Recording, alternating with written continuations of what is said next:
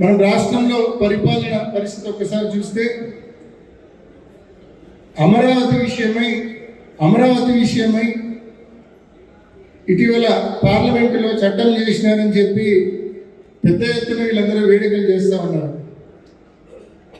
AP reorganisation act అనేది 2013లో జరిగింది. దానికి చిన్న అమెండ్మెంట్ అంతే. సెక్షన్ 5(1)లో 10 సంవత్సరాల పాటు హైదరాబాద్ మనకు కామన్ క్యాపిటల్గా ఉంటుందని చెప్పారు. సెక్షన్ 5(2)లో 10 సంవత్సరాల తర్వాత ఆంధ్ర రాష్ట్రానికి ఇట్స్ ఓన్ క్యాపిటల్ ఉంటుంది అని చెప్పినారు.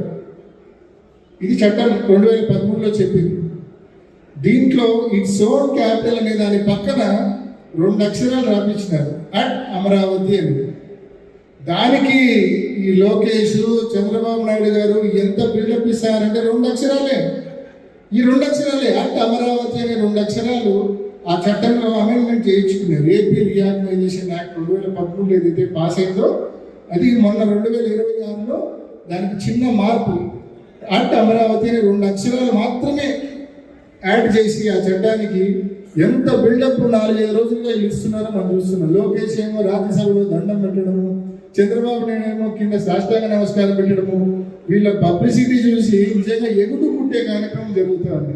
ఎందుకంటున్నా అంటే కేవలము అట్ అమరావతి అనే 2 అక్షరాల కోసం మీరు ఇంత బిల్డప్ ఇస్తున్నారే, అదే ఏపీ రీఆర్గనైజేషన్ యాక్ట్లో అదే చట్టంలో 2013లో పాస్ అయిన చట్టంలో మరి ఎన్నో అంశాలు ఉన్నాయి. కడపలో ఉక్కు పరిశ్రమ పెట్టాలన్న అంశం ఉంది. అది అడిగినారా? లేదు. సెక్షన్ 94లో బ్యాక్వర్డ్ డిస్ట్రిక్ట్స్, రాష్ట్రంలో ఉన్న ఉత్తరాంధ్ర, రాయలసీమ జిల్లాలు బ్యాక్వర్డ్ డిస్ట్రిక్ట్స్ అభివృద్ధి చేయాలి అని ఉంది. అది అడిగినారా? లేదు. అదే పార్లమెంట్లో అప్పటి ప్రధానమంత్రి ప్రత్యేక హోదా ఆంధ్ర రాష్ట్రానికి 10 ఏళ్ల పాటు ఇస్తామన్నారు. అది అడిగినారా? లేదు. ఇవేం అడగల. కేవలం 2 అక్షరాలు ఆ చట్టంలో యాడ్ చేయించుకునేందుకు ఇంత బిల్డప్ చంద్రబాబు నాయుడు గారు, లోకేష్ గారు, వాళ్ళ పార్టీ మొత్తం. అంటే నిజంగా ప్రజలకు ఏం ఒరిగింది అంటే ఏమీ లేదు, శూన్యం. ఒకటే చెప్తా ఉన్నా, అమరావతి అనేది ఒక మారుమూల ప్రదేశం.